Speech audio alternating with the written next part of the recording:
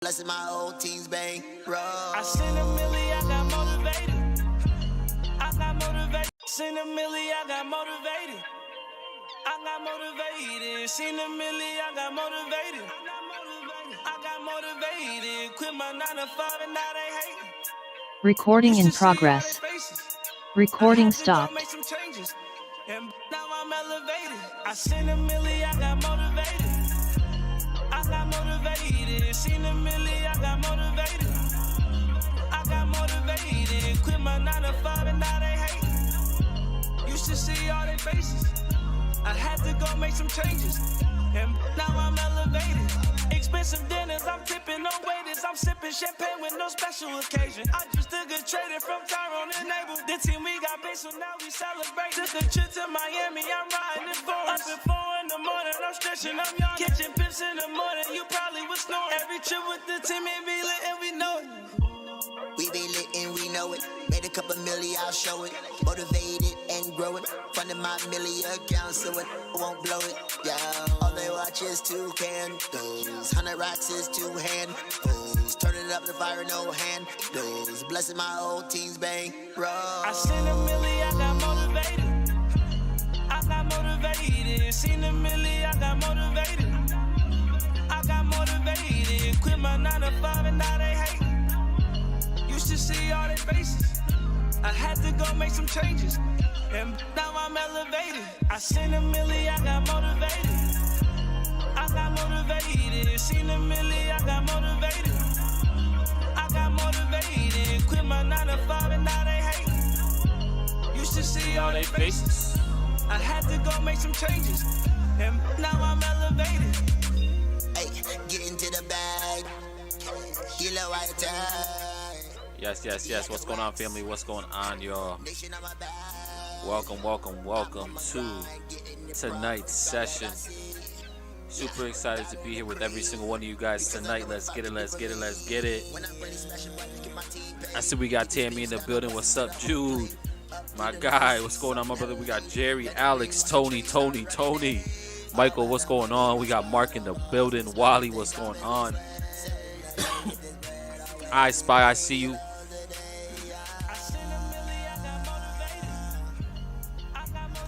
What's going on, family? Welcome to tonight's stream. Super excited to be here with every single one of you guys tonight. And I think it's going to be a really good week this week, man. I'm excited for this week, family. I'm not going to lie.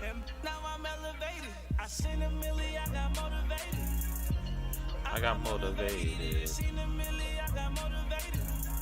All right. Let's go ahead and get this thing started, family. All right, what's going on? Welcome to tonight's weekly preparation call. Super excited for you guys to be able to be on this call with all of us so that we can really figure out a game plan going into this week. This call is extremely powerful, in my opinion, because of, the insight that we're able to give, right, from different perspectives of the actual market as a whole. All right, so we have some data that's going to be coming out this week that's definitely going to be influencing the markets. So I want to go over the calendar really quickly and just look at the big boy events, right, that could possibly, bring a lot of movements to the markets. Starting off on Monday, do we have anything serious? We have at 1 o'clock, we have the Bank of England Governor Bailey speaking. And I always just say this, guys, right? Just be very mindful of this. Anytime that there's somebody in a position of office that has the ability to influence these markets, you always just want to be very mindful of them when they're actually speaking. Because whatever they say has the ability to move these markets, right? Especially these head figures over at these central banks. They have the ability, to move price just by opening their mouths. So you definitely always want to be on the safe side when they're on the calendars, especially if you're really not up to par as to what they could be talking about or what could be said, right? So that's actually something just to be mindful of. There is some retail sales for the Australian dollar that's going to be very interesting overall. Going into Tuesday, Governor Bailey's going to be speaking once again. Then we also have at 9:15 President Lagarde of the European Central Bank also going to be speaking, right? So again, same concept, guys. Another head of a central bank going to be testifying, going to be speaking. So you, not testifying, but overall just speaking. So you really want to be careful trading around those times because it's going to be extremely volatile. Now, again, this is mainly if you are a newer trader. If you don't have too much experience with trading it around, you know, periods in time where the Yo, yo, volatility yo, picks yo, up. my guy. Let me see. You need to switch your screen if you can hear me. We are still on the streams starting. Also, I need you to turn up your Zoom There we go. I mic if got it. possible. Yeah, I got you. Let's see. Let's see. My apologies, family. I was just going crazy too. Hold on, let me change the mic as well so it's a little bit better.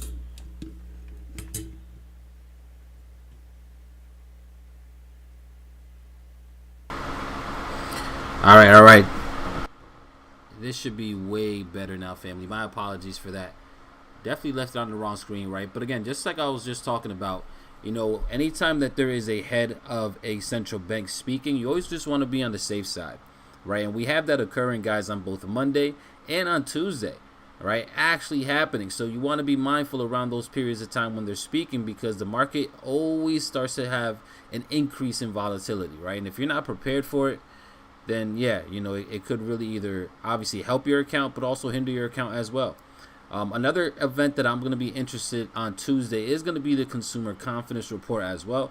You know, because obviously seeing how the consumers are feeling about the market could give us an insight as to how the market is going to move overall as well, right? So that's definitely what I'm going to be paying attention to on Tuesday. On Wednesday, we have oil inventories, nothing crazy. On Thursday, we have the Bank of England inflation letter, which could be very interesting, right? Obviously, over there in the UK, guys across the seas, they've been dealing with a lot, right? Their inflation is actually still going to the upside, which is kind of crazy. So that letter could be very interesting overall. We do have GDP coming out for the US dollar, which is going to be very interesting. Right now, they're expecting GDP to contract, right, from 3.2% to 2.7%. If we're talking about how that can affect or how that's going to be looked at potentially, I would potentially look at that as more, even though we're seeing a contraction, that might be looked at as a positive thing just because of the current state of the market right now, right? So that's something that we might want to consider as well, you know, when the GDP numbers actually come out, you know, so that we can actually, you know, have a good idea as to how the markets can react from that, you know. So that's going to be very interesting on Thursday. The initial jobless claims comes out as well. And then going into Friday, we have some more GDP numbers for the Great Britain pound. That's going to be, you know, again, very impactful. Obviously, this is going to be interesting just because of what's going on over there, right? So we want to see how this comes out. We also have some CPI for the euro. We have some GDP for the CAD. And then to end out the day, you know, we have President Lagarde over at the ECB speaking again, right? So, you know, there is some very interesting news events, guys, that is going to bring a lot of volatility, and we have to be very mindful of, especially if you're going to be trading around the period of time that they're going to be speaking itself. Right now, again, we do have the boy Skaggs in the building. And Skaggs, bro, out of all these events that you see on the calendar here, is there any of these that stand out to you that you're more interested than others? Or what are you thinking about this week as a whole, just looking at the news events that we have on the calendar for this week? Honestly, in comparison to last week, it's pretty light. I mean, US GDP will probably be the most interesting thing on the list. But yeah, overall, I'm not too concerned about news releases this week. We got a lot of information last week. I'm cool with that. I can build my plan, and I already pretty much have built my plans. But yeah, nothing I'm really looking at too much other than that US GDP. I did see there's a few people in chat that are saying there's possible static on the stream. I'm not hearing that myself. I don't know if that's still happening. Let me know. Somebody let me know in the chat if while I'm talking here, if you guys, because I see there's a few people that said there's static in the background. Yeah, that could be my fan. Yes, still happening. Yeah, there might be something in the background. But I definitely don't hear it on my side, so. I got you. But yeah, exciting week, family. You know, I feel like again, you know, GDP will be a good little volatility trigger. I'm not too worried about the contraction. That's kind of an expected thing. In terms of like where we are currently in the market. I mean, some people might be looking at initial jobless claims. Again, I haven't really been too big on jobs numbers overall. But again, these are news events that will add some nice volatility So we will look to capitalize on this stuff, on the live trade rooms. So yeah, I'll take it for what it is day by day, and we'll see what we get. But I'm Yeah. not gonna persuade or switch or change up anything in my plan. Yeah, no, I feel that for sure. Yeah, I mean the main one that I'm really gonna be interested in just over here is definitely gonna be this GDP to see on what happens. Are we still growing or are we actually contracting? Because I believe the Fed is also gonna take that into account as well, right? The Fed is gonna be looking at these GDP numbers to see if this is a number that is going to help us fight inflation or if it's a number that's gonna potentially fuel inflation, right? So I'm definitely interested for that one. That one's gonna be one that I pay attention to a lot on Thursday. And that one's cool too, because we'll be able to trade it live with the premium community as well, right? Which are things that I love to do. Being able to analyze the data as it comes out in real time, and then being able to pull the trigger based off the actual data, the numbers, the facts that actually come out. I really like that, right? I really like that for sure. So we'll see how that or what happens throughout the week leading up into there, guys. But it should be a very interesting week overall for sure. Now let's go ahead and get straight into the actual markets and see what we got going on here, right? And the market did exactly what we've pretty much been looking for a while now, right? We've been calling dollar, bearishness all until we got below this level right here of structure, right? I mean, below this 102,500 has been our target this entire time we've been up here, right? We've been waiting for price to come all the way back down to this level right here and go ahead and just tap into this, this level of structure down, below this 102,500 level. And the most interesting thing about it is look at the reaction that we got out of this level as well. Now, does this reaction hold and we see a move like that? Or does this reaction not hold and we just see the market truly go ahead and go bearish? This is an interesting thing that we could really have a discussion on, and I want to have Skaggs' opinion as well as to what he believes is going to happen with this.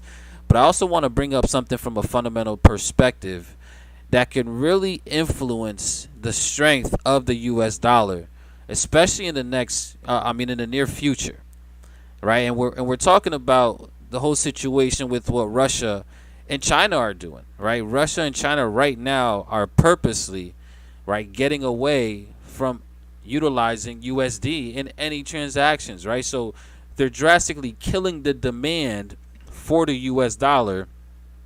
And you got to understand, China is a massive, massive trade partner.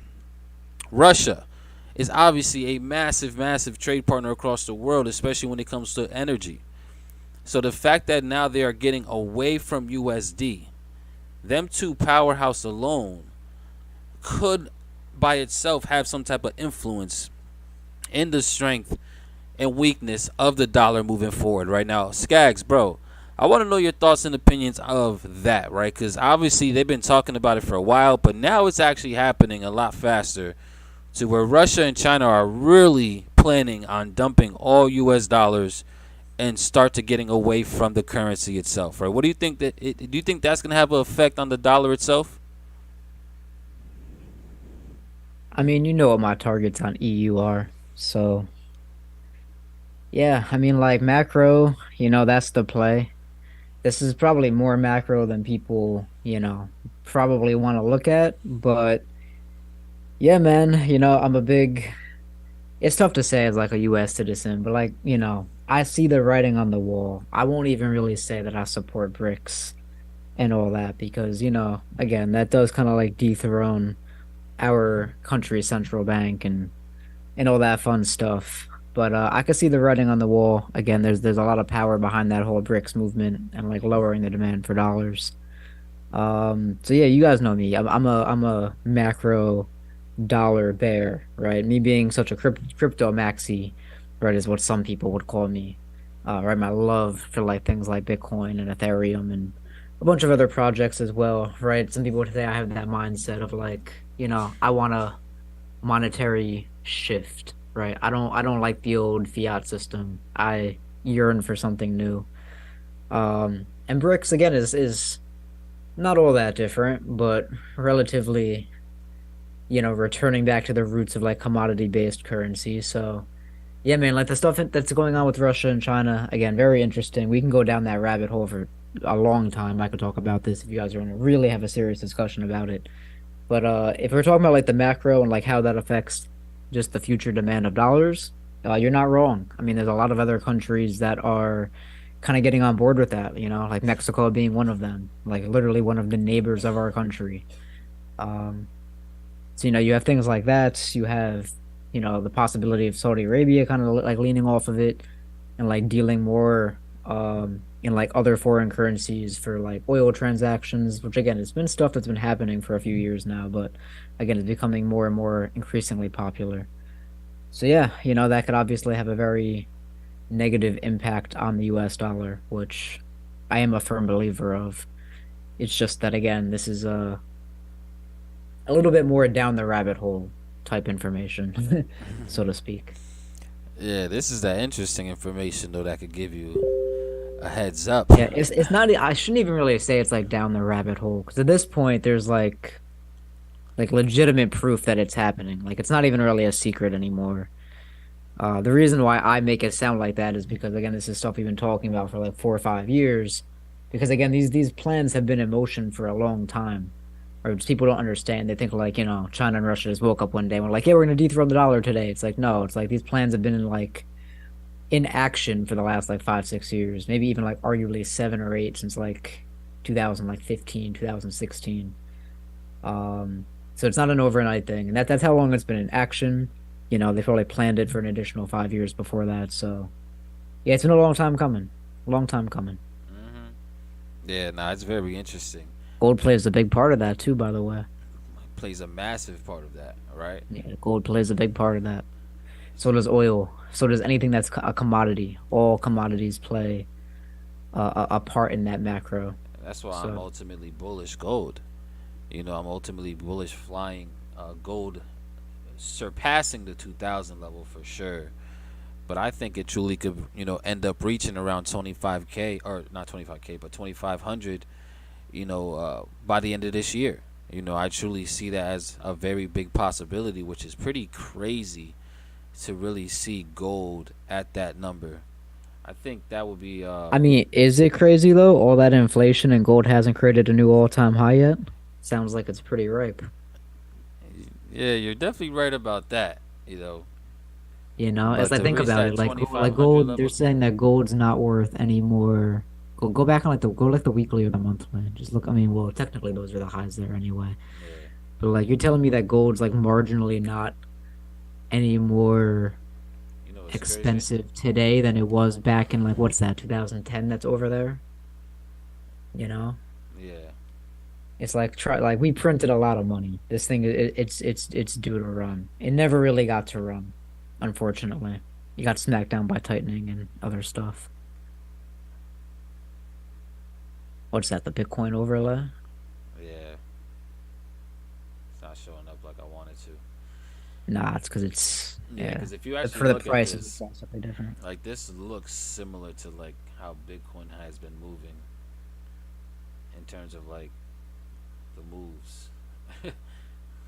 Yeah, it hasn't really had a reprice. I mean, metals are also heavily manipulated too, due to futures contracts and stuff like that. So there's a lot more what they call like paper supply of gold. Again, that all comes back to fractional reserve concepts and whatnot. Yeah, I see gold flying though, but I would like to get It's that gold. central banks have been buying gold at like record pace Oh yeah, for pretty long now. It's been like 3 years now. It's been pretty consistent. I don't know if we can. I We could probably find a graph somewhere of it. Usually that information lags, so finding it for like obviously for this year, it's not gonna be published for like only a quarter of the way through the year. And then like maybe even finding last year's data is probably gonna be a little rough. To be quite honest with you guys. yeah, Banks failing is something to watch. Overnight swap liquidity and more bank failures actually inflationary. You're right, it is actually inflationary. Just take a look at the Fed's balance sheet. That's all you gotta look at. And that wasn't even really that bad. That was, 300 billion. There's all the amount of potential risk on the table is way, way, way more than they're prepared to actually handle. So Yeah, now that's interesting. I mean, so what are you looking at a few of these pairs for the week, Skags? All right, because I could go ahead and I want to take a look at GJ. I'm very interested in GJ for the week personally. So this is definitely going to be one of the pairs that I focus on a lot. And I don't know. I Are think we we're at a looking at this from your normal bull bias? Is that what we're doing? nah. We're looking at it from more of a just a logical perspective, right? No bias at Okay. all. Just more so just I feel like it should retest 162. That's what I think. I'm saying, what do I think is gonna happen for GJ logically this week? What is the most likeliest area can price go towards? And to be honest with you, just based on how we actually reacted over the past week, I definitely see us not just reaching that 162, but I see us reaching 163, 164. All right, so that's what I'm gonna be potentially looking to get into for this week. If we can get a pullback, all right, and I'll go ahead and I'll mark it up for you guys, right, as to where I'm looking for, right? Because what we've seen so far is we've seen price go ahead and sweep these lows. We've seen a nice little bit of a reaction. We did have this little bit of a supply zone. We did end up breaking and clearing. So maybe if we see price push back down, maybe down into this pocket down here at around 158.9, 159 flat, there could be an opportunity for us to go ahead and get involved to the upside, right? So this is something I'm gonna be watching. I'm gonna be paying attention to see what the market ends up doing. If I can get price down below around this 159 level, then I'll be looking for opportunities to go ahead and go long here, right? Because I still am very much bullish GJ. I just haven't seen no reason from a fundamental standpoint, and I mean really from a technical standpoint either. For me to be short. So I'm still bullish, and now what I believe what we just seen happen last week is a good reason for us to actually go bullish now. Because we finally came and just cleared the rest of these wicks. Now, hopefully this holds so that we can go ahead and start to target all of this trend line liquidity. That's really what I would love to see now, all right, and go ahead and break all the way above these highs as well. So I'm bullish all the way up to 166, and I think this is a perfect time for us to go I ahead feel and see you. that. It's not really that bad of an idea.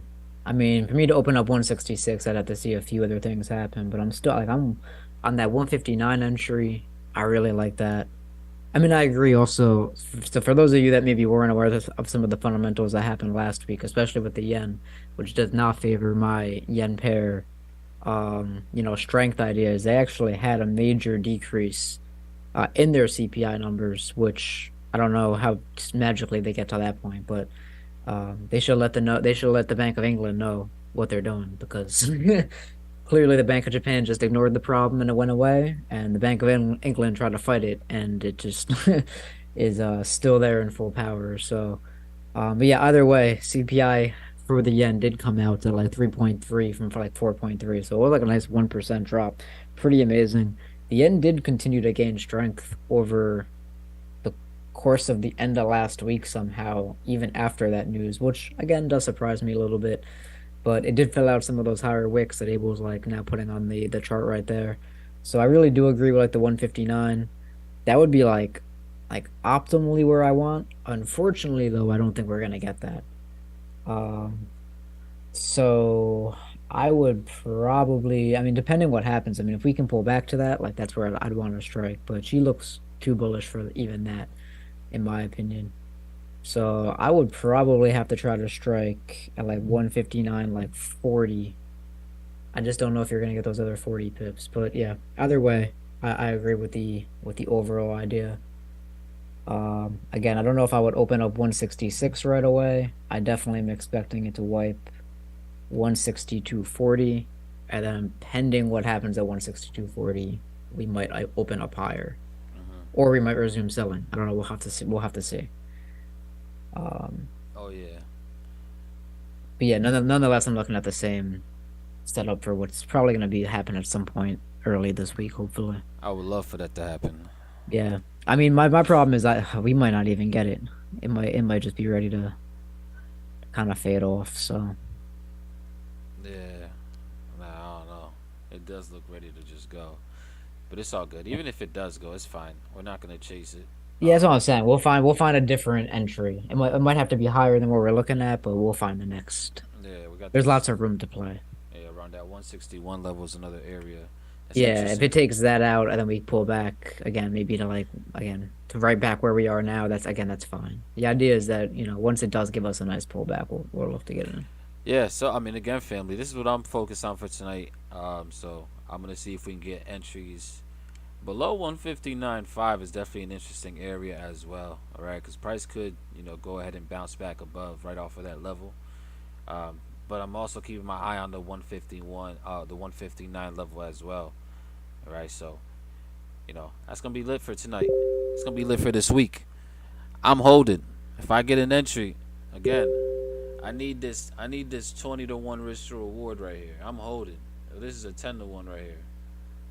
If I had a tighter stop with the 20 pip that I originally had, it was a 21, right? But this is a 10 to 1 risk to reward banger that I think looks really good for this week. All right, so we'll see how this ends up playing out ultimately. All right, but Skaggs, what are you looking at for this week, bro? What's on your radar? Are you gonna just continue to hold the positions you got, or you got some other positions you're looking to jump into? Um, yeah, there's nothing that's really immediately on my radar. Um, maybe gold shorts. Maybe again, like we're like our DXY analysis has been kind of coming, you know, to fruition here. So I probably do want to again probably remain like long the dollar. Ultimately, I do think some of this stuff again will, the dollar will continue to fade off, but the current roadmap here, let me just share my screen real quick.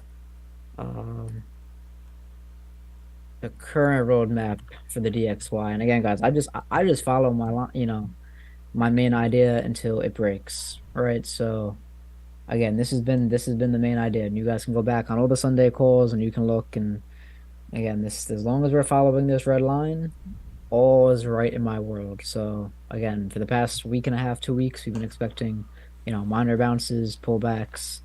Again, you know, this was for something that we were doing on intraday, which never actually got invalidated. But again, we swept this liquidity here. Again, following the red line sweep, push back above. We're getting that push back above. Optimally, again, like I'm not trying to buy up here, so I do want to see price pull back a little bit.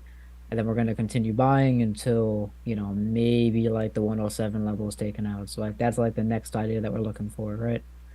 So like my most recent sweep of liquidity is going to be here. I'm going to trade away from my check mark. That check mark does not valid no more. And we're going to go hunt the next area of liquidity. And again, unless we start moving like below this point here, I'm not really going to be like looking too concerned. I'm being like wrong on the buy. So, I mean, I don't even realistically think we take out these lows. We might flirt with these lows a little bit, but again, I'll have to monitor the volume and see what things look like when that happens. But ultimately, again, even on things like gold, again, because of what I see in the DXY, we're gonna look at the same thing on gold. So if I come to like the lower time frames here, again, like I look at this as, distribution or distribution that's maybe even forming. Again, like maybe do we push above here and swipe this? Yeah, there's a possibility. And honestly, that would actually build a better case for going short because then we can take out, this liquidity, play up into like the extreme levels of this, and then go short. And that can give us enough power to, actually spill over rather than just kind of leaving all this untaken liquidity up here. So optimally, we take out the 2000 level. That would be perfect. And then I could look at a setup, after the fact that it takes that and returns back below it, something it'll more or less kind of look like that unless the price action up here extends a little higher. And again, we could look at something like this, and I could hold that for like maybe 2-3 weeks. So that's a setup on gold. Again, if we don't get something above up here, because I probably will still take another stab at the market even before that, is I'll probably just end up playing right above this candle inside of this structure. So optimally where I want to enter is, funny enough, usually where I'll take that first aggressive, entry inside of here. Again, some of you guys know the way I handle a swing setup is I'm willing to risk up to 1.5% per setup. which the way I break that down is I take that into a maximum of 3 attempts. Obviously, I don't want to use my 3 attempts every time because that would just lower my risk to reward. But optimally, I'll give myself up to 3 attempts. And the way that kind of works out is like I'll risk 0.5% each time. So on this first trade, again, pending that I get the things that I want to see at this level, sometimes this first entry we don't actually end up executing. It moves up here, it's too strong, a lot of momentum, the volume looks good. Maybe we don't take the position. So what actually happens up here is important, but we will take like a first stab at the market with something like this, probably even something a little bit tighter. Again, pending what happens here on like a 5-minute chart. And then look at something like this. Cool. If this takes us out, again, once we get the swipe of this and I get more confirmations, I might take the second stab at it. And then if both lose, I'm still only down 1%. And I kind of call it a day. So really, I'm just going to be monitoring it at any point above this level for some of the things that are on like my personal confirmation checklist. Again, your confirmation checklist is totally different. If you guys want to see us execute off this, that'll probably happen in the live trade room. Otherwise, just apply your own logic to entry techniques up in these areas. And yeah, I'm going to look forward to pull back, hopefully to about the, a little bit below the 1900 level. So that's the only setup I'm really looking at. Obviously, you can take this setup and run with it. You could look at the same thing on EU. These were a bunch of other trades we were on EU with, and I'm still holding some of these positions as well. But yeah, like this, I would need this to pull back all the way above here. And again, like it could do that, but I just again, like this is all the same trade. Like GU, again, the same thing. Like you could wipe out this little range and again playing the same extremes. This one looks a little bit cleaner with the liquidity sweep. So, you could look at setup like this. But again, this is generally speaking all the same idea. So you could take the analysis and run with it as far as you want to run with it. But yeah, that's all I'm really looking at this week. I mean, I still am in other positions. I'm in NASDAQ shorts, which almost took us out at break even. We did find our exits last week down here for partial profits. If it takes me out, it takes me out. Same thing with oil. We took oil shorts last week, still in these. Unfortunately, probably should have found our exit because all we were looking for was this getting taken, and it did get taken. It just didn't move into my preferred TP area. And then by the time I saw it, we were already back up here. And I was like, let me see if we retest the lows. Unfortunately, we have not retested those lows. Maybe we still do. But this might be a beautiful entry, beautiful trade, and just we mess up the exit type thing. So yeah, hopefully we can still get out of this one. I got some faith in it. But yeah, that's all I'm really looking at this week. Hopefully that helps you guys out because you got some insight. I am willing to go over any pairs that you guys maybe want me to go deeper into. But it is a pretty light week on news, and I'm just looking to continue my magic red line. Which, again, for you guys that care about my macro look, is something like this. Let me check chat because I've just been kind of ranting here. Let's see. Yeah, no, I'm with you on a bunch of those setups, bro, as well. Especially with the dollar itself. I'm slowly but surely shifting my sentiment fully. And I might have to be on the bear train with you as well for the dollar. Not GPV JPY. Don't get ahead of yourself, but with the dollar itself, bro, I do believe that we're probably gonna start seeing this thing make a lot of lower yeah, my numbers thing for is sure. like again, like this range. Again, the dollar might still have some hype in it. It might, again, pending the what kind of continuation we get off here. I still think we can pull up to 107, and I think that would be better for the long term outlook of the bears, is to really kind of just give those buyers that last little liquidity up there and really get some good exit pricing before she tumbles down to it's probably gonna be back below 100 into like this 97 range.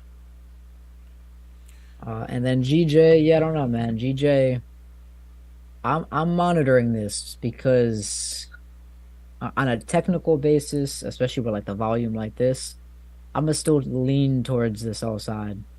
I will say though, the fundamentals specifically surrounding CPI and the Bank of Japan switching their interest rates is I'm kind of again like the data is the data. It dropped a percent. Like I can't argue with that, you know. So it either that's a one off and we start to uptick higher, or their inflation is not going to be the reason they change their monetary policy. However, I still monitor this to the short side because recently the yen pairs have been responding very similar in the way that like safe havens have been responding. So, you know, the yen seems to have maybe reclaimed its safe haven status, which for me is depending on my current bias on like the Nasdaq and crypto and stuff like that and gold.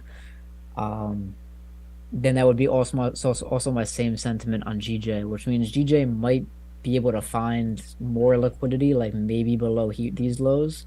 I might be able to get like the 154, but I might begin to rule out like 149.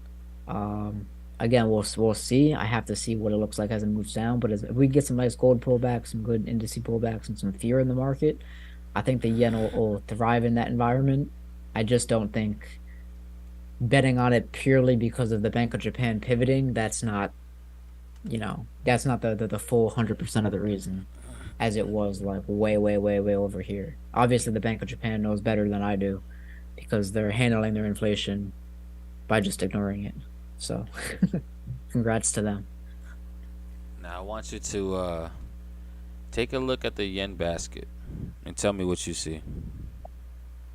The yen, what is this? Is it The yen index, pretty JPY much. 225? What is it? JPY Or basket. JPN 225? JPY basket. Just type in basket. Is it not just this? I mean, that's the equivalent of like the NAS 100, I believe. Yeah, oh, this is it. This is the okay. You're talking. Yeah, I'm talking about like Oh, the you want actual like the index. currency basket? Okay. And tell me what you see right here when you look at it from a technical perspective.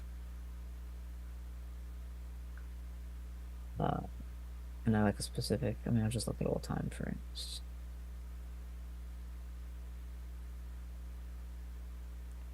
Yeah, I mean, that's.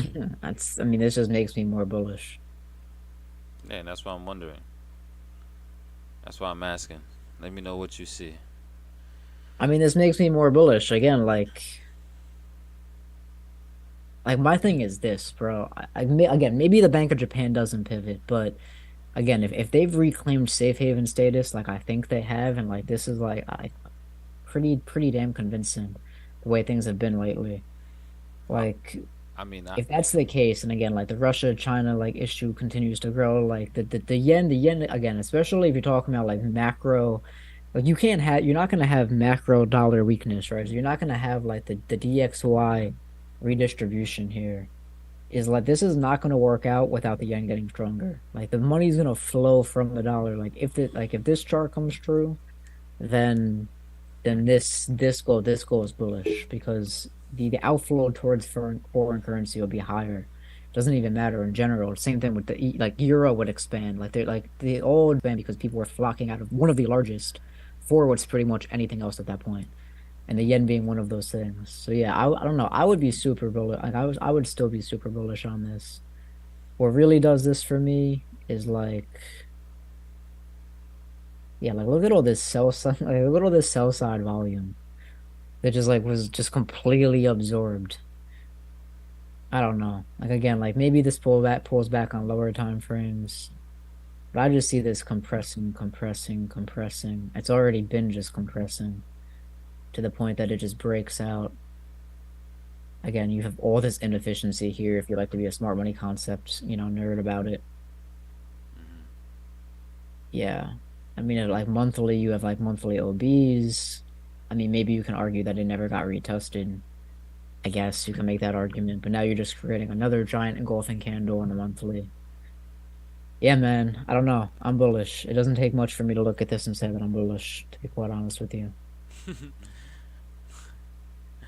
Yeah, no, I mean, I definitely see the potential or the possibility of it spiking up into all that inefficient price action for sure. But even then, I don't know. I just, if your argument of it actually being a safe haven, then I agree with you, right? Obviously, because the demand for it is going to be increasing over time, then yeah, this should theoretically should go up. But I don't know if we can call it fully a safe haven just yet, just because of what we've seen over the past few weeks. No, I mean, yeah, I agree with you. I 1,000% agree with you. I mean, but I'm saying though, like we're starting to see proof of it, which again is, as you know, enough to catch my attention, Yeah, I right? mean, Like that's where I deal. I deal in the okay, we have like 20% proof. Cool. I'm gonna monitor that because that upticks to 22 and then 25 and then 30. Like I want to be in when that's happening. I know the risk. I know it's the riskier side to be on. I don't need 50% confidence, 80% confidence, 100% confidence. Once you're at 100% confidence, the potential for reward is so low. It's like it's like if you knew you could go to Walmart and buy an item for $1 and then sell it online for like $20, and like you were the first person to know that, you can make a ton of money. But if you're like the 10,000th person to like realize that, like the margins are probably not. That's probably the same margins don't exist. So yeah, like with the yen beginning to act a little bit as like more of like a safe haven in the past couple weeks, yeah, man, that interests me as like somebody that again plays on the rumor side of things. yeah. Now, Uh, that's definitely an interesting approach. Now, answer this for me, right? Because this is where I'm looking at it now. As an investor, right? If I was an investor looking to find a place that I could store my money, and there's a bunch of different options out there, and if I wanted to choose into say a central bank through buying government bonds or whatever the case may be, would you really choose the Japanese yen over other options? And if so, why would would you I go would that I way? personally? Yeah, why would you go No, I that would route not if anything? personally. But what I would do personally and what's happening in the market are not going to be the same thing. So um, yeah, I mean, would I personally no. And does that mean the people that are going to be going into the yen? Like so, like here's the thing, right? Is like the answer to that is like put it this way: the people that are dealing with the money that actually makes the market move, like yeah, they probably agree with you, but that doesn't mean they're not gonna go into the yen.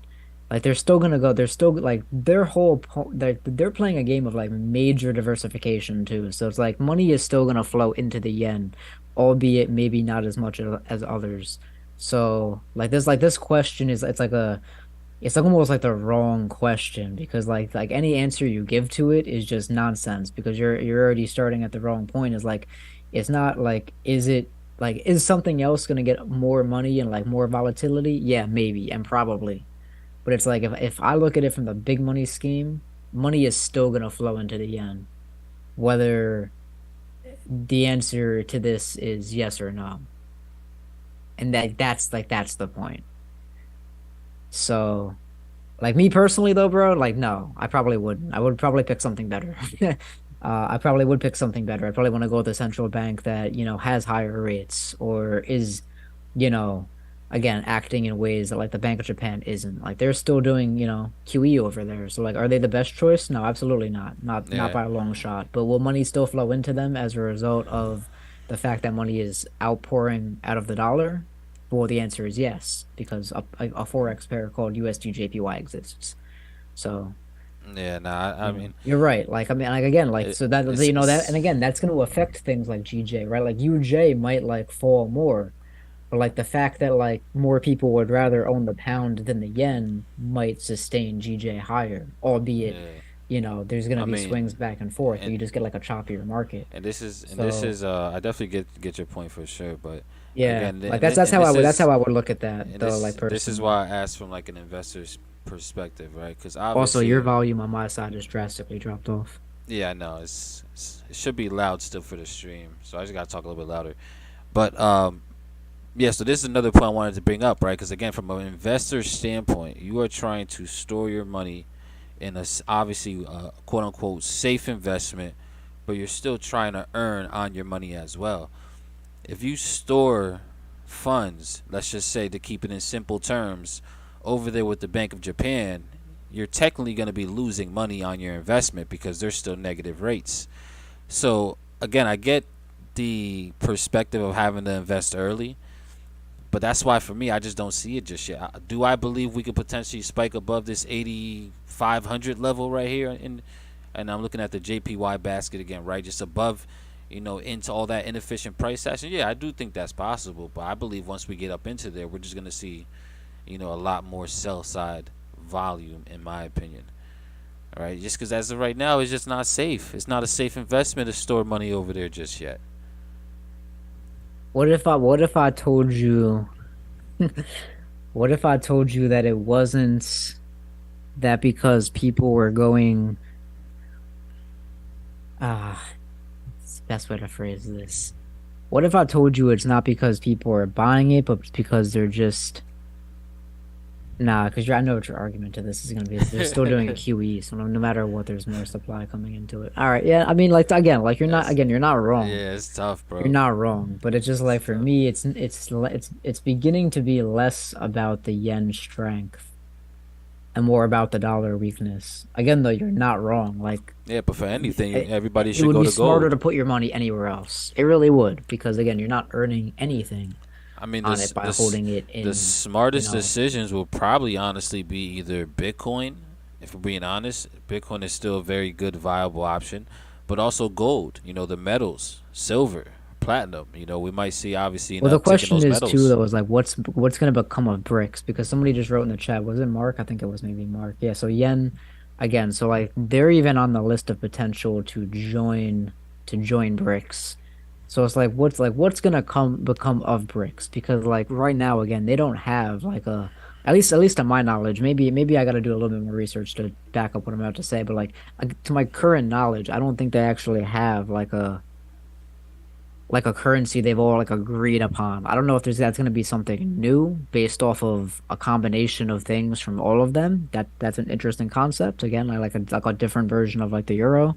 Again, just like the euro is just a conglomerate of countries at the end of the day. So again, they can issue something like that, or are they going to just toss away all of their own and just adopt one of the already pre-existing ones, which I think would be the more logical thing for them to expect them to do, or they all issue their own, but just backed by China's CBDC program. So like it all links back to like their system. Like everything right now is connected to Swift. Like they're going to issue something backed by whatever the hell China calls their CBD system out there. So it is interesting, right? Like maybe if they do join BRICS, like what even becomes of the yen in the future anyway? What becomes of like a lot of these currencies in the future? It's like, are we even going to be looking at USD in a few years, or are we going to be looking at like Fed coin? It's like right Yeah. now, like when you're talking about the macro, there's a whole lot of things to kind of consider. So I think the big money is like looking at it from that perspective, You, honestly. you want to know something crazy, bro? And this is some rabbit hole talk, by the way, right? You want to know something crazy? What if, with these digital coins now that we're heading into, right, the era of the digital currencies, right, starting offly with obviously with the central bank digital currencies, right, the CBDCs. What if this move to digital currencies can also influence, and I'm trying to say this in the crazy in a way that makes sense and it doesn't make me sound crazy. But what if what if this was a way for the government to finally take control back of who's really in control of the money supply and get rid of that whole old system that they were party in? You get what I'm trying to say, Skags, bro? Where I'm not trying to go too deep with it, right? So yeah, no, I know, okay, I get what you're saying. It's it's it's The problem with that though is that there's no substantial proof that an actual federal agency is behind. It's like it's literally the Federal Reserve that's working on that system. So I I'm mean, it's like a nice dream. oh no I would love it if the actual government executed their constitutional right to actually print their own. Because, like, again, depending on how much you know about the monetary system, right? The Federal Reserve, beyond just its name, is not federal in any way. It's actually unconstitutional.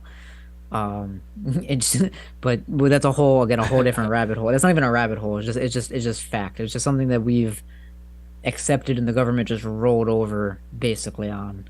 Um, so starting there, it's like, yeah, if the government wanted to issue their own constitutional currency, that'd be great. But the systems that are being built and like the ISO adoption and all of that, that's all the existing central banks, Yeah. unfortunately. No, and I'm also more so talking about how do you think the Rockefellers, the Roosevelts, the people that actually funded this country that have been like I'm thinking deeper rabbit hole. How do you think they Yeah, they feel they all fund about the central banks, bro. that's what That's I'm all the central bank pockets. but now that currencies are going digitized and central banks are going to have their own coin, I mean, technically they run the central banks. It's, like I said, it's a crazy theory that just popped into my head right now. Yeah, I mean, like it's the same people issuing the money. It's Yeah, not like the issuer is not changing when you go to CBDCs, which is what concerns people, is because again, then they have, technically speaking, more control.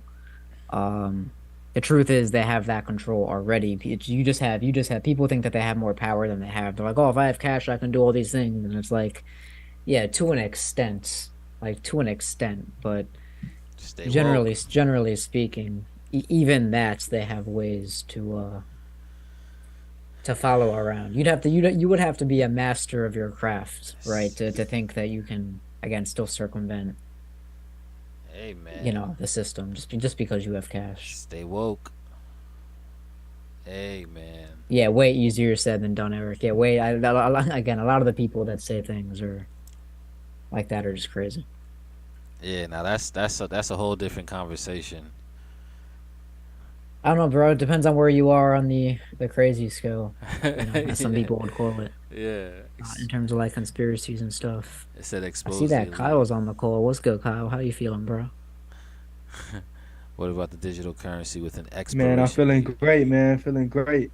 Feel like this week is going to be a great week. I feel like we're going to have a lot of movement in the market, especially with the FOMC release last week and whatnot. I feel like trading will be very smooth. Yeah, I feel you. We don't have too much on the news docket this week either, Yeah, so hopefully it Damn. should be pretty it's smooth. gonna be a good week, man. I could tell. We just gotta be disciplined, be patient, take it day by day, family. And yeah, we're gonna have a really great week. All right, but let's see Did what you period. guys, what did you guys already go over? Let's see. I mean, we went over a few different things. We went over a GJ. I went over a setup I'm looking at on gold, which again I could tell them they could run with the ball there. So I also showed it to them on EU and GU. But anything you want to go over, bro, feel free. I mean, if you want to go over like USD CAD or your opinion of the DXY, that would probably be like the best spot to start if you have some analysis there. Or a chat, let Kyle know. Let Kyle know what you guys want to see from him. big facts. Bet. I Yeah, I got you. might as well just go ahead and start with the dollar. I'm gonna be checking chat as well. So, whatever you guys got, just let me know. Very happy to be on a session with you guys. Cody said that the Federal Reserve is not federal, nor do they have anything in reserve. That's a great way to look at it. That's a fact. That's a great way to look at it.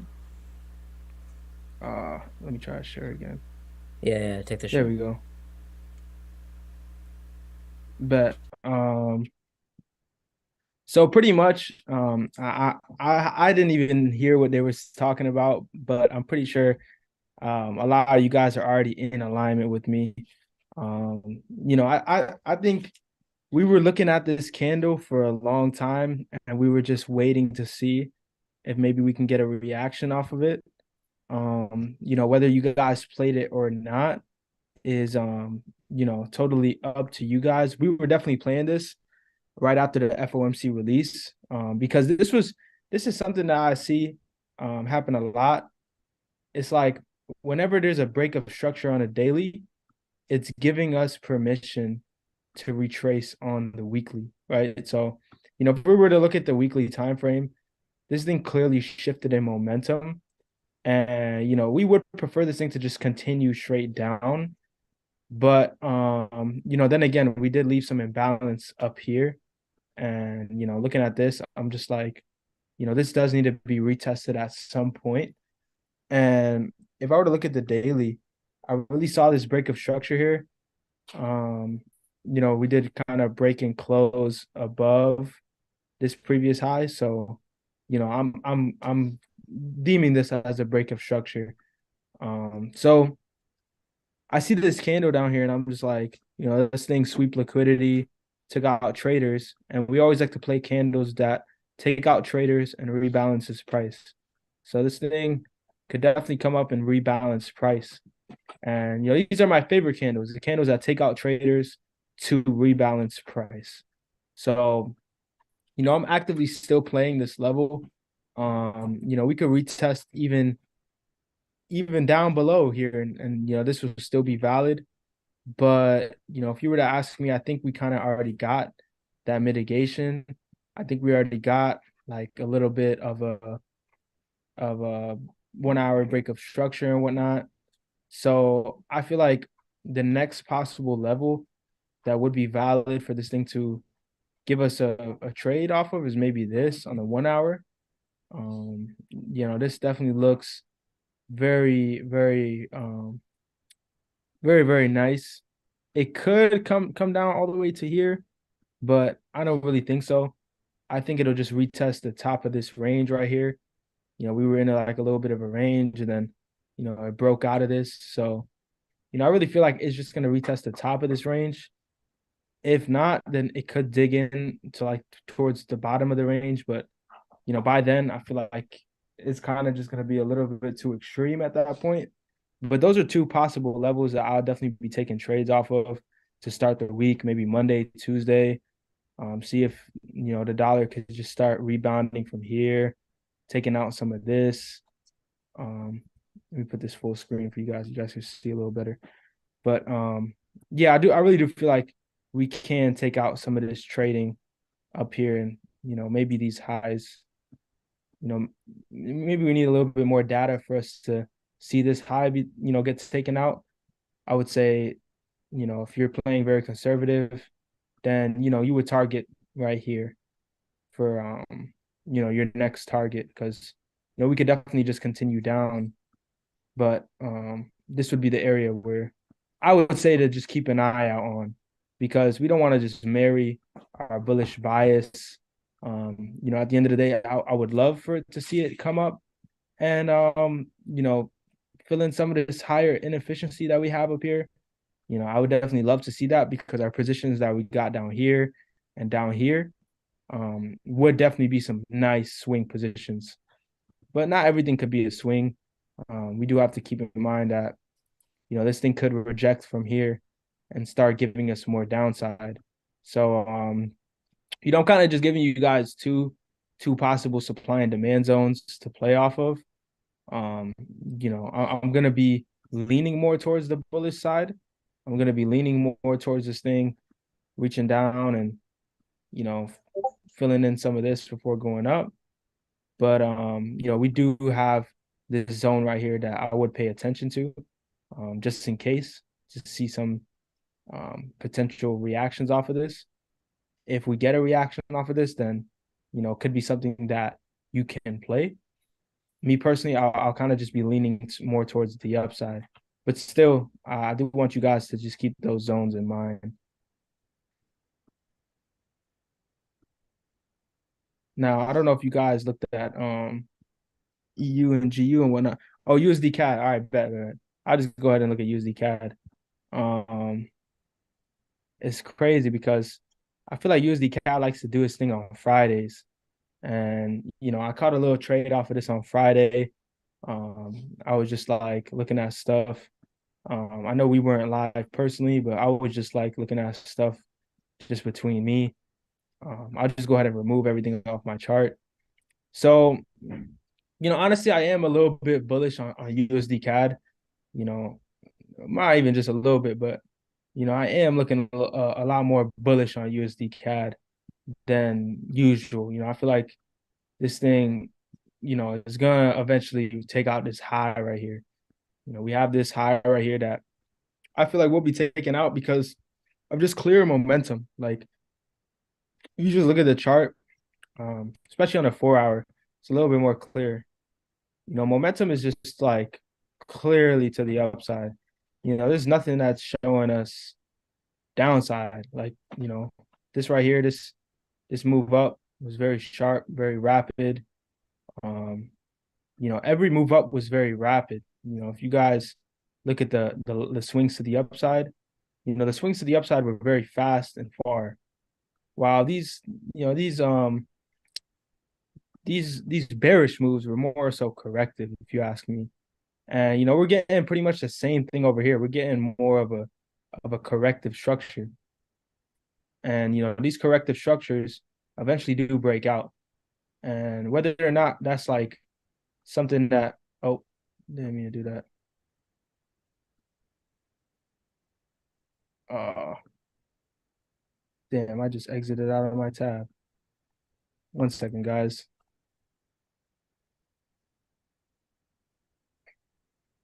Hate when that happens. Everybody tell Kyle it wouldn't happen with the TradingView app. Oh, that's a good point. I don't know why I don't have that. Yeah, TradingView app over everything, man. I haven't even been on the website in like years. Aren't you on the Google Chrome right now? Who's that, by the way? TradingView does. Who's that on the Google Chrome? The big homie. What you said?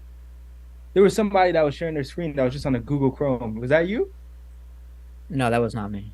I would never. Okay, that was probably Abel. That was probably Abel. I was like, wait a minute. I'll definitely download that as soon as we get off here. But again, family, I was really just looking at the fact that this thing was hella corrective, and it still is hella corrective.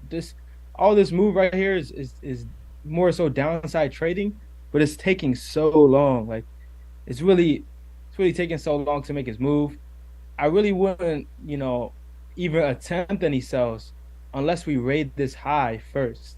Once we raid this high, once we get above this high is really what's going to tell me if I want to keep buying or selling. Once we get up this high and we just keep pushing, then that's showing me like, bullish momentum is definitely clearly on our side. And, we just need to continue with the bulls. For now, even the position that we're in, I'm continuing with the bulls. But, let's say we break this high and then like do a little sweep like that. Then like, all right, cool. Like we might be seeing some distribution. Until then, we can't really assume nothing. We can't really assume distribution or nothing. I did take like a little sell off of this supply candle up here on Friday. Whether that continues or not, is really not something I think is going to continue. I really would just take in a counter trend trade. It could definitely play out more, but if I'm gonna be honest, the area that I'm looking for the most to take trades off of is this right here. Again, this all correlates with the dollar, but it's more on a 1 hour time frame. Look at this right here. We had some clear lows right here. We had a sweep of these lows. We had a sweep of this liquidity. Go ahead and set an alert right here, man, because I'm definitely gonna be stocking some entries at this price point right here. I'm gonna delete some of these. I'm really just personally looking at these price points right here.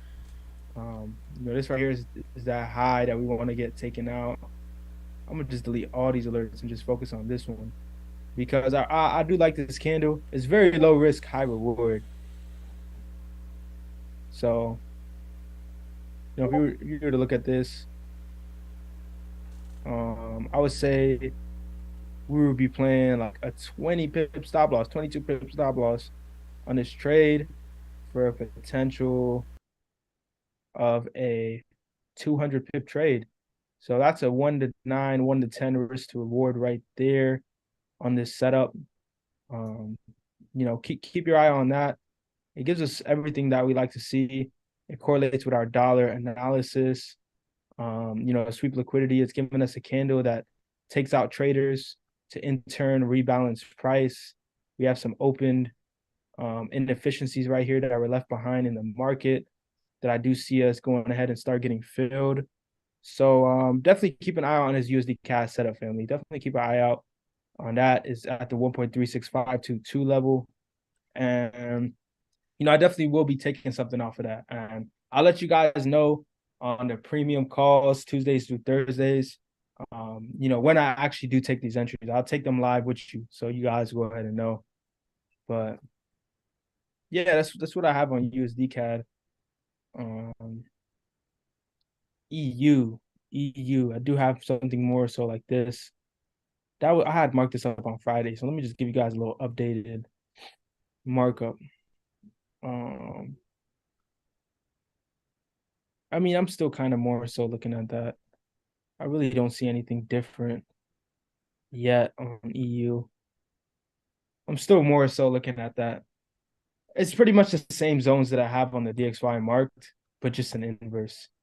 Um, this level right here, I do see some potential short side from the level I am talking about is the 108, 1.08275 level. Let me zoom in a little bit better just so you guys can see the 1.08275. Somebody said so immediate USD CAD buys. No, that's not what I said. I said look for this. Look for this. Look for some bearishness to start the week. And then we can go in and take a screenshot of that if you guys want it. If you guys want, like, you guys got a couple seconds to take a screenshot. That's the last time I'm gonna show it.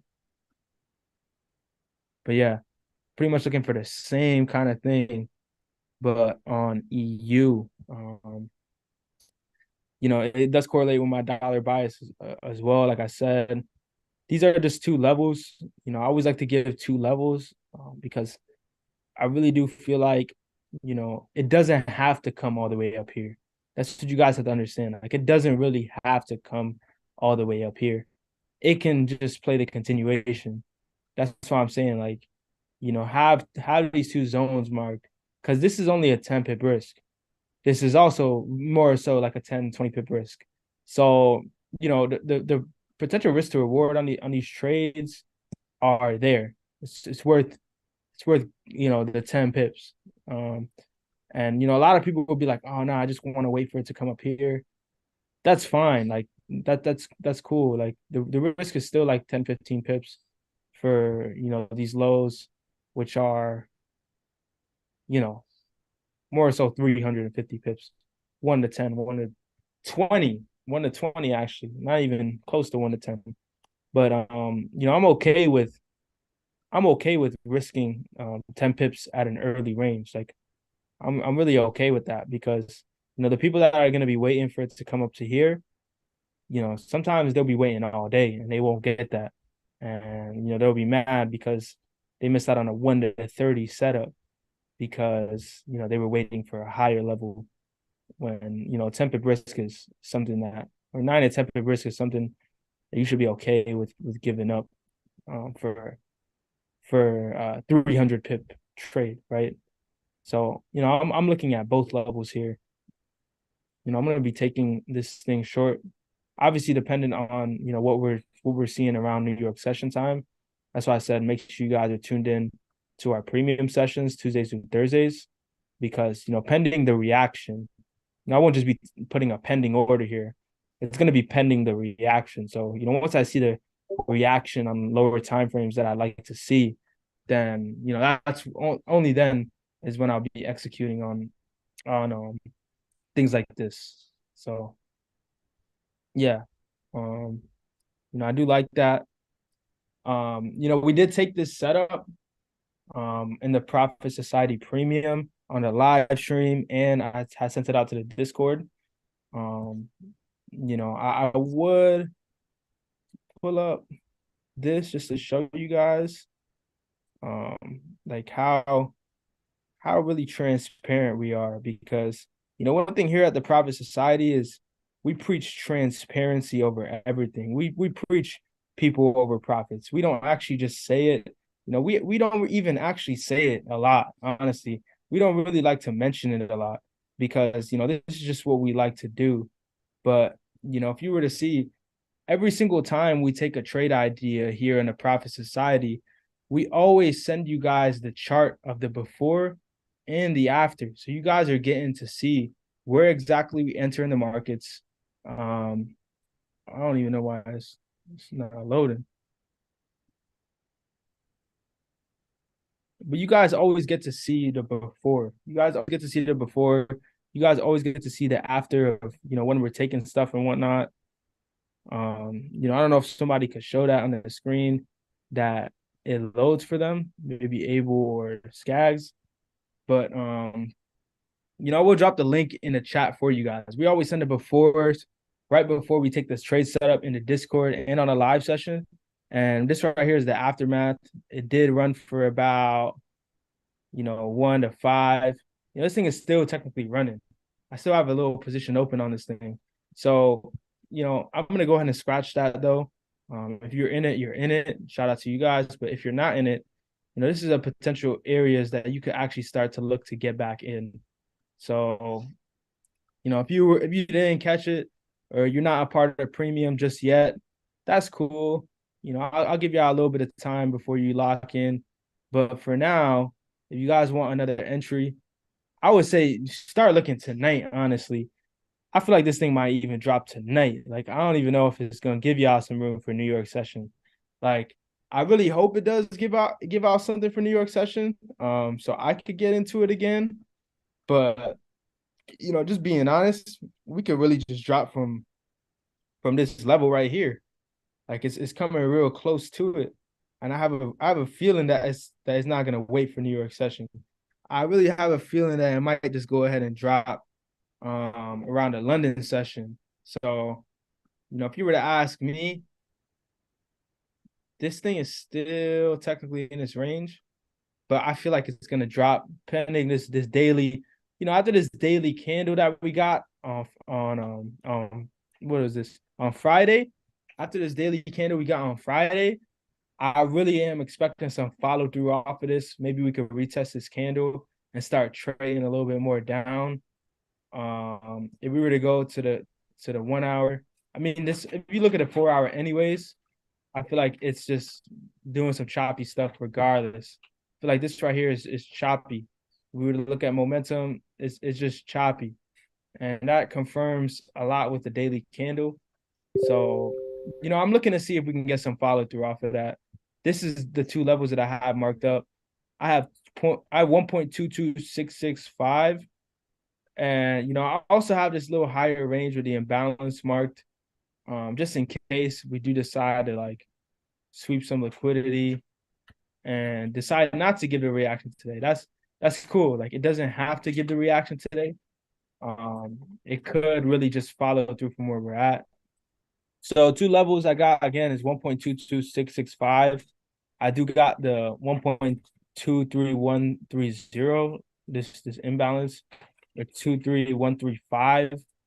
I'll kind of zoom in on that just so you guys could like take screenshots of that or whatnot, or mark that on your chart.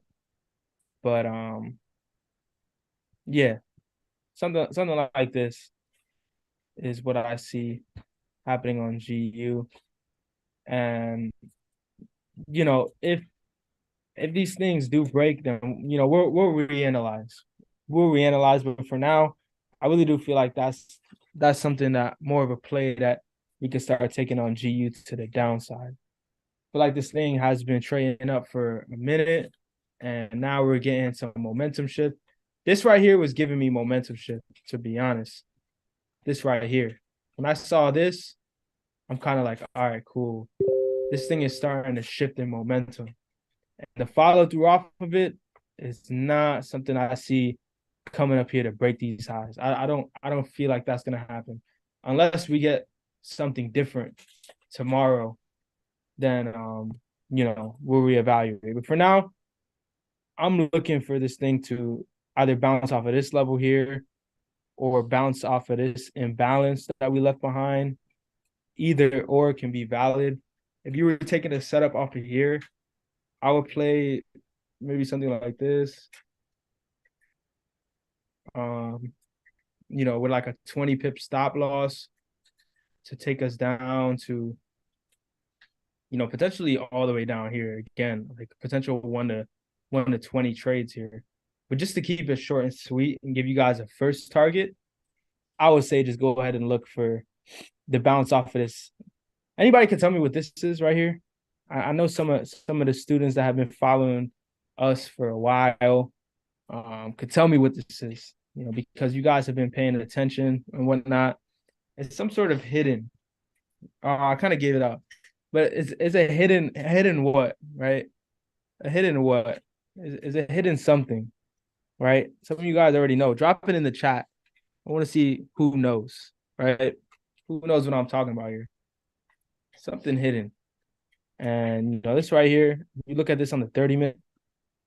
Yeah, this is nice supply, hidden supply. There we go. Good job, Eric. That's one of our students that has been following us for a long time. So, he can already spot the things that we spot on the chart already. That's the type of duplication that we have over here at Profit Society. Like, we don't want to just have you guys relying on us. This is why we push the premium so much, because we want you guys to actually go out and learn this skill set and not just rely on us on these Sunday calls, right? I mean, it's nothing wrong if you rely on these Sunday calls, but you can't be like that forever. You got to take a leap of faith. You got to take a risk at some point and start changing your life for the better, right? That's why Eric has been killing stuff. If you follow him on Instagram, he's making a lot of money on the charts every single week because he trusted the process. He took that risk, and he's not afraid to stay consistent and show off his wins and his losses. So shout out to you, Eric. I see you always running it up, bro. I never forget when I pulled up to Houston and you was just really taking care of me, bro. So, I'm going to take care of you as well. So, again, it's really more so of a 20 pip risk to give you more of some downside movement. Even if we were to tap into this higher zone, it would still be a 20 pip risk. I would still be looking for a 20 pip risk to sell at that imbalance and potentially take us down for, again, this is more of a 15 pip risk, but still, you can put your things at the high here just to kind of be safe and give yourself some breathing room to take us down for a 1 to 5, 1 to 10, and pending what we get down here, 1 to 22s and whatnot. So, I don't know if any of you guys are in alignment with me on the dollar, because pretty much all the setups I have for now are bullish dollar. So it would be kind of awkward if you guys are like, oh no, I'm bearish dollar, like and it's okay. We don't have to always agree, but I want to just kind of see what you guys are looking at, because I kind of missed your guys' analysis. Nah, I believe we are. I believe we are in alignment for sure in terms of what we believe the dollar is going to do now. But we did talk about the potential of it devaluing over time, just because of a lot of fundamental potential events that can happen in the future. But I believe, at least for right now, I'm personally also looking for some more upside. Now, is it going to happen right from this level that we're currently at? And I'm looking at the dollar index itself I'm talking about. I mean, it's a possibility, but I think I would like to see it below that 102.500 again one more time and then go bullish off of there. So yeah. So you want to see it below? Yeah, like where you marked it up, pretty much similar to where you marked it up. The 10, like it's just below that little bit of a. Okay. You're looking more so down here. I was looking at the 102.500 below that. So anywhere below that 102.500. Oh, anywhere below this. Yeah. Oh, so you're like marking this hole right here. That's where I'll start looking for an entry for sure. Anywhere below that level. Oh, okay. So you want to see the wipe of this continuation block, and then you can start looking at stuff below here. Yeah, and then I'll start going long the dollar for sure for this week. If I can see that. If that happens, I'll be looking for that. Okay, so you got more so something like this, which is also valid. I like to take things a little preemptive. So sometimes that could be good, sometimes that could be bad. But I'm just like, man, playing the top of this range does look juicy. But then again, it could just swipe and take me out the markets, and then your trade is gonna be in there. So more so we're looking in the same directional bias. Yeah. Obviously for you guys on this call, we're giving you guys our entries. Like my entry is a little higher, Abel's entry is a little bit lower. I don't know what Skag's potential and mine isn't entry even, zones. And mine isn't even necessarily an entry. It's more so an area that I'm just gonna start looking for potential entries from.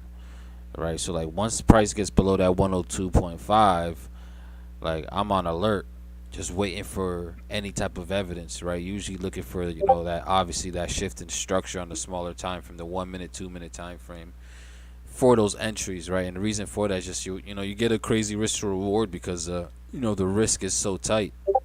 Where you're playing off of those small, super smaller time frame, shifts in structure, right? That 1 minute, 2 minute shift in structure, allows you to put your stop loss, you know, below that low on that structure, that structure that was broken.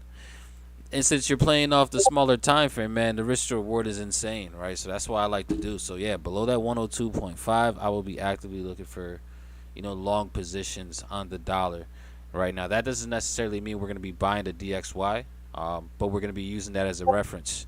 All right, so USD JPY could be bullish, USD CAD could be bullish, right? Euro USD could be bearish, GBP USD could be bearish, right?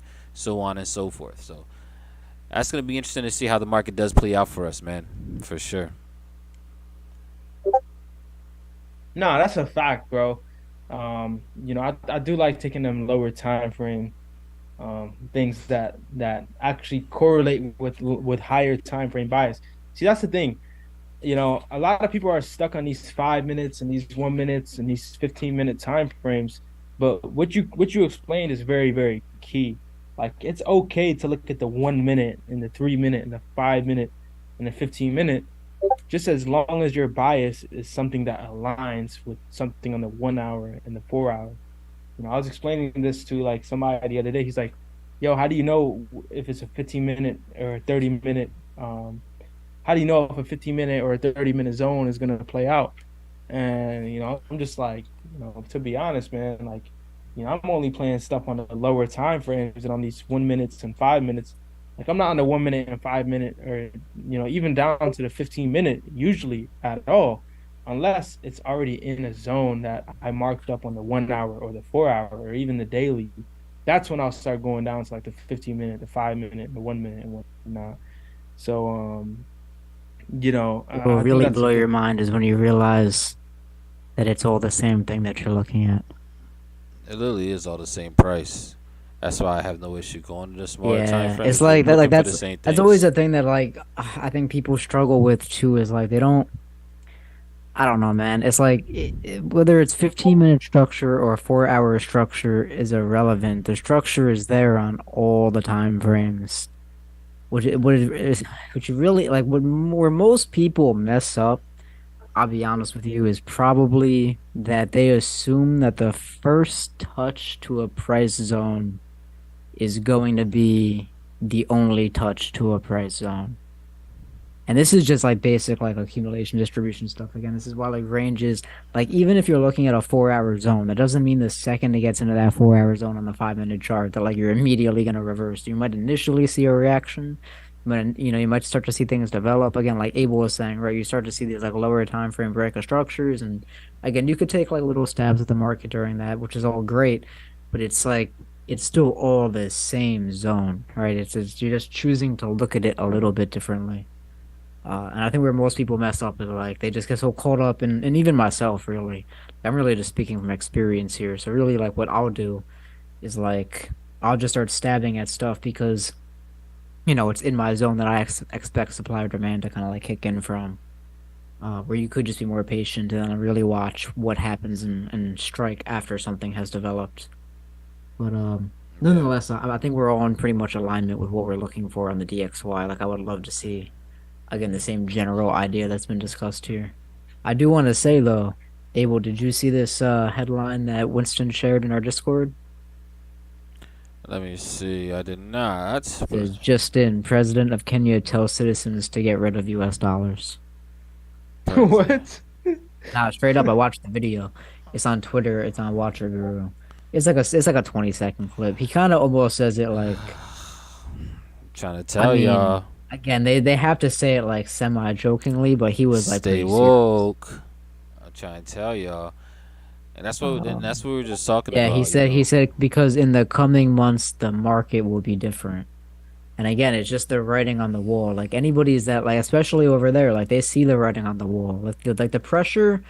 like people think like just because like in like when they think of like oh like other countries are gonna throw away the dollar, it's hard for somebody to conceptualize that because like in your day-to-day life you're gonna go to the store, like everything's gonna seem fine, right? But that's not the point, right? Because things here in the United States are probably not gonna change. Like it can collapse everywhere else and they can still keep things moving here. They can keep the perception up because you're in the ecosystem. But like over there, they're getting real pressure to dump their dollars in exchange for like, whatever the BRICS solution is, again, quote unquote, or for like euros and pounds and it like it's a real part of their ecosystem. So yeah, interesting comments again from the president of Kenya. Again, just really kind of aligning with what we were talking about earlier. Like it's not really a laughing matter. It's a real thing that's happening and it's not really a secret. It's like it's being yelled from the mountaintops these days. Mm-hmm. Yeah. So although I am again a little bit bullish the dollar for now, I do believe in the future, and it could happen this year. Like I'm not even ruling out by the end of this year we do start to see I think it'll be more like something I think it'll be in crazy. alignment with the crypto cycle. I think it'll be like 2025, 2026. Yeah, it's coming soon. It's coming very, very soon. And again, we could also start to see, and that's why this level right here, this 102.5 is going to be so interesting for me because if we fail to hold that level, then the dollar in my opinion is truly going to free fall well below the 100 number. I mean, this thing could Oh, really like if we break through this 101 level without yeah, without like the pullback to 107. yeah, like I think it could get very, Yeah, it very probably would crazy be for free the for all. I mean, once we break, I mean, whether we pull back to 107 or not, once we break below 100, it's going to be a pretty quick free fall to like under 95 down to like 92 for sure. yeah, But and that again, that's all macro stuff. Like that you might still have to sit here in range and distribute out for like an uncanny amount of time. Um, it could be weeks to months. Again, you guys have seen stuff like GJ just take forever to do things. yeah, But yeah, interesting headline though that I wanted to share. But yeah, yeah, that's all I really got, personally. So I'll throw it back to you guys. yeah, for sure. Now that's crazy. If you were to ask me, that definitely does mean long term, like bearish dollars. But I really do feel like just the fact that that news just released, dollars just got to go up off of that because people are just gonna be getting It scared. make Like them people are regret. just yeah, pretty much. Trap. You guys know how the news is. Yeah, They're no, I hinting mean, at I wouldn't be selling margin trades because of that statement for sure. That's not a, yeah, that's that's not a sell right now scenario. It was just we were talking earlier about the whole like ultimate systematic crash of the dollar, which is why I brought it up. yeah. I feel like there will be a systematic crash in the dollar for sure. But the fact that that news just released is like extra confirmation for our beginning of the week longs. Yeah, yeah. I mean, we'll see what happens, man, for sure. All I know is it's gonna be a great week, in my opinion. We could all be wrong though. Like this thing could just like keep going down. We're looking at a retracement here, so like Abel does say, Oh, you're supposed to be the confident one, bro. I'm supposed to be the go right to stop loss. no, I usually am the confident one. That's a fact. No, I am very confident in this. I'm just letting you guys know. Yeah, of course. Like, There's always a factor of being wrong. I yeah. mean, I'm not gonna say it, but the second I say that is the second. Not so. I'm not even gonna tempt the universe. It's all good. Don't do it. Probabilities, family. We play a game of probabilities. And that's all we do. That's what That's we do. very true. How's chat feeling though? I tell all my guys like if you haven't, definitely go watch some of the U.S. will trading in the definitely respond in an aggressive way. You think so, Eric? You think the U.S. will actually respond in an aggressive way? I don't think our commander in chief has it in him. I don't even think our commander in chief remembers that's his title. So I don't think we will respond in an aggressive way. I'm interested to see if our current commander in chief is the commander in chief still when all of this goes down. Again, I do think that has part of the reason why the timeline hasn't moved up and think things are being pretty aggressive again is because the reaction from the U.S. has been minimal, bro. We haven't really done stuff like, yeah, we've given Ukraine a bunch of money and weapons, but like really all that comes down to is like business, right? We give them money, they spend it with us. We give them weapons and then we can spend more money on better weapons. Like that's the whole idea over there. So, we haven't really done a damn thing. So again, they're going to continue to see what they can get away with as much as they can until we, do respond in an aggressive way.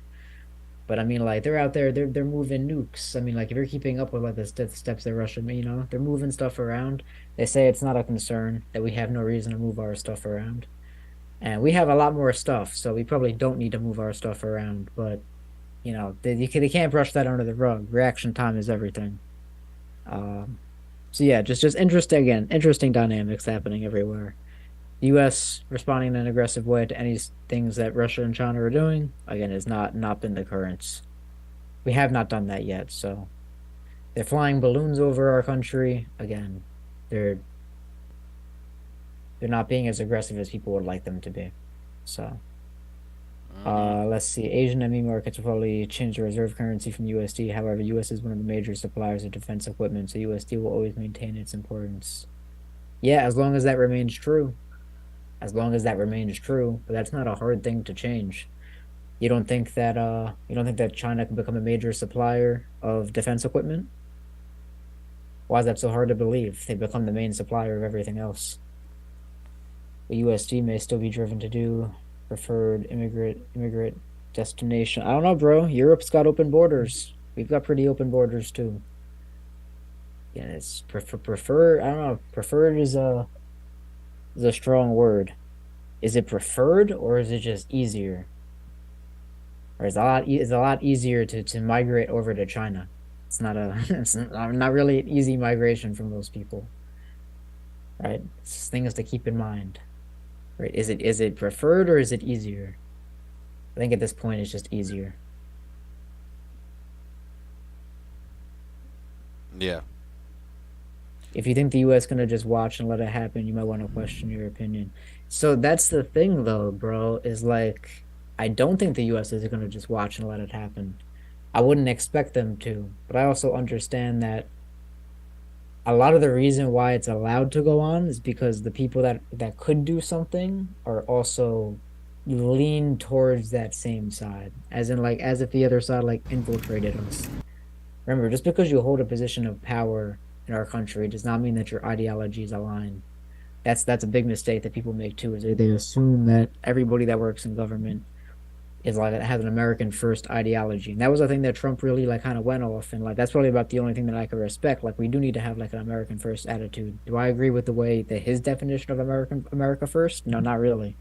He had a lot of like, especially on like immigration and rights and stuff like that. Like he had a lot of questionable things. But again, like from just the broad concept of America first, you would hope that everybody in the political parties have that ideology, but I think you would find that they a lot of people don't. So yeah, again, it's not so black and white. But I'll stop ranting about the rabbit hole stuff. I can go on literally all night on topics like this. I love it. I love to explore the theory of psychology and possibilities that maybe some people would, not typically question. Yeah. Nah, it's very, very interesting topics that we can all. And that's why I think the podcast idea, man, once we actually fully implement it, we'll be able to go down a lot of those little rabbit holes with everybody. Um, and I'm excited for that. I'm excited for the Prophet Society podcast once we actually eventually do launch that thing. But besides that though, man, Kyle, what else you got here, bro? Anything else that you're looking at there in the charts? Um, I mean, I'll take a look at one or two more things. Chat, you guys got the last call, man. Like, is there something that you guys would like for me to look at before I hop off? I'm pretty sure Skaggs and them already looked at gold. More so the same thing as him. I'm probably gonna be leaning a little bit more towards the downside to begin the week. Um, you know, I don't really, I actually really don't even trade gold, but you know, I feel like we could definitely fade off to start the week. Plus me. Um, yeah, same thing with these crypto assets. I am bullish on them, but just seeing the way that we broke these highs, um, it's telling me that we might get a little retracement, which is better because we could start buying at these lower prices. Um, you already looked at GJ and whatnot. So again, last call. Chief pair. All right, yeah. Since y'all want me to look at the chief pairs, I'll look at USD CHF. That's that's the most Swiss pairs y'all get from me. But man, it's kind of hard to long this. Even though I am bullish dollar, it's actually kind of hard for me to want to long this. But still, I'm looking bullish on the dollar pair. So not to say that I have to look bullish on this, but I am actually gonna lean more towards the bullish side. Um, yeah, I am gonna lean a little bit more towards the bullish side on this. Um, Let me go full screen. Um,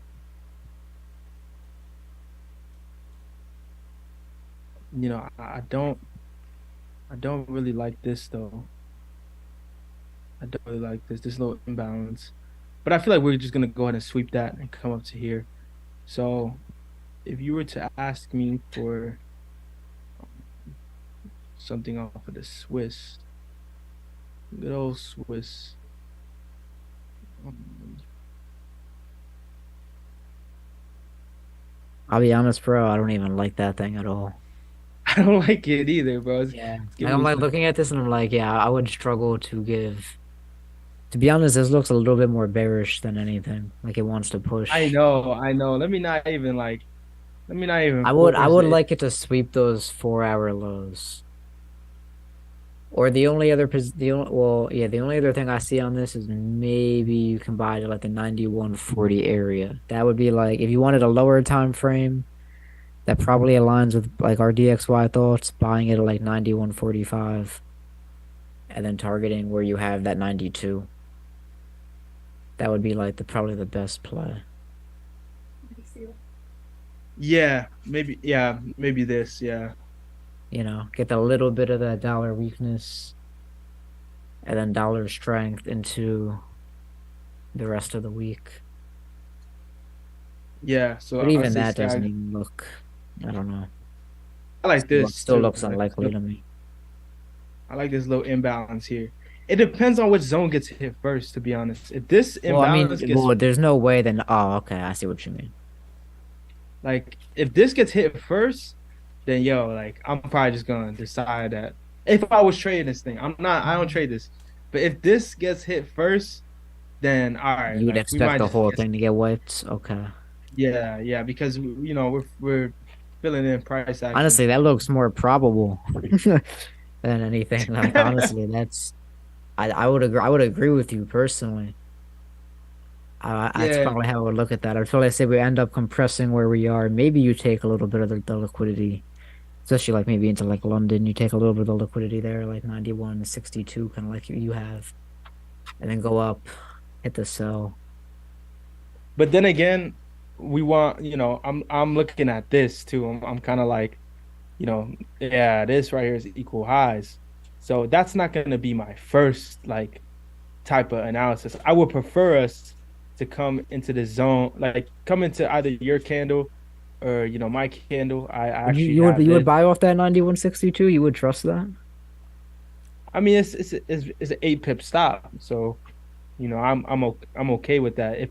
If I'm looking for the long move in general, and that's my long term Yeah, bias, so you keep your stops super tight, huh? yeah, I'm taking that 8 pip stop My all the day. reason so the reason I'll tell you the reason why I extend mine is like the reason I extend mine is like if that stops me out, I'm gonna get annoyed because I want to buy right under that anyway. So it's like it would just annoy me to all hell if my stop loss hit and I had to rebuy because like what's the difference if you just run a wider stop or I guess though when you That's trade true. like this though it's like if you don't get stopped out then the risk to reward is that much nicer. That's a fact. That's a But fact. If you don't get stopped What do you out, risk on this though, percentage wise, on point 5. $8? Point. 0.5? You put a Actually, whole point you 0.5 know on what? that? No, no, no, no, no, no, no. You know what's crazy? I put more of a 1/4% when it's less than 10 pips. So this would be that Okay, because scenario. the probability of Well, it getting stopped is higher. yeah, exactly Okay. that. If it's 10 pips or higher, then yeah, I'm doing the Ah, quarter that's so percent. similar to I how mean, I would treat it too. Okay, all right, no, that's fair. I agree with you. That's yeah, okay. I don't double my lot size just because it's an 8 pip or a 5 pip. Yeah, that's what some Like, people would do, and I'm like, well, I'm like, technically, you have a greater chance of losing, so you probably you're shouldn't playing go. a dangerous game doing Yeah, that. you are. Because then if it stops out, then it's like, how many more times are you willing to take it? Yeah, no, no, no, no. Yeah, Okay, I like it. I I mean, say I say half risk because I just use the same risk I would have used on a 15 pip, but just just with a smaller stop. yeah, no, that's understandable. Okay, cool. I see it. I see it. I see it. It really just depends on how volatile London is. I mean, we're looking at a 1 hour chart too, and this is USD Swiss, which moves so slow. Extremely Exactly, slow, bro. So exactly. yeah, the difference of the 15 pips might actually matter. Yeah, I don't trade these pairs, so personally, I don't know. I would look at this and I would say the setups on gold and like EU are so much nicer. Yeah, yeah. I don't know why you would prefer USD Swiss. Yeah, hopefully the people in the chat again, guys, like the biggest thing that you guys could do as individuals is to realize that the thing you're looking at is not ready to trade or not as nice as something else. If every time you look at the charts, you're able to identify a clean setup on everything all the time, I'm here to break your heart, you're not that good. So what you're probably doing is just forcing ideas and ignoring red flags in like a sort of a way. It's like you're just kind of like ignoring red flags because you want to take a position. So you're throwing away the stuff that looks bad to justify the fact that, one part of it might look pretty good. Now I am like in Euro Swiss. Euro Swiss is looking nice for. Oh man, they got me tempted to take this right here. You I'm gonna won't. go ahead and put another. I like this. You won't. I don't know why I really, really like this. I'm gonna take something like this, man. I mean, obviously, I need to see something in my time of trading, but I like this, man. This little 8 pip stop for a little Yeah, but Wonderland. you love. Oh man, I don't know, bro. I used to be like that too. It's rare I do sub 10 pips these days. I get it though. You really gotta see what's happening up there in real time though. Like I will Exactly. stress that. Yeah, you really gotta watch like the 3 minute chart when it's up I'm there. not putting a sell limit Yeah, with no, a no, no, no. And that's the key too, is like when you're playing with like stuff like this, is like I wouldn't even set the alert where you have it set, honestly. I would set that shit 5 pips lower yeah, yeah, because yeah, like you yeah. want to make sure you're at the computer like when it's up there. Maybe That's here. that's also a good general rule of thumb, family. When you guys are looking at like limits, you should probably always, like if you're looking at where Kyle's looking at, you want to know as it's approaching that area. You don't want to know when it's at the extreme. Because sometimes again it will only play around up there for a few moments, and you really got to just decide in that moment whether or not you want to execute. So you always want to give yourself a little bit of a heads up. Right, we're all busy. You don't know when the market's gonna happen. Um, so yeah, just a little bit of personal advice from somebody who has set perfect alerts to come back later and realize that I wish I had set it a little bit lower. Yeah, no, that's a fact. It'd be like that. Yeah. But I mean, besides that though, family, I think we're pretty much good. Again, if you guys are not in part of our Discord family, we do have a Discord channel which anybody can actually go ahead and join. If you did want a little bit more hands-on help, hands-on guidance, we do have our premium community that you can also get access to.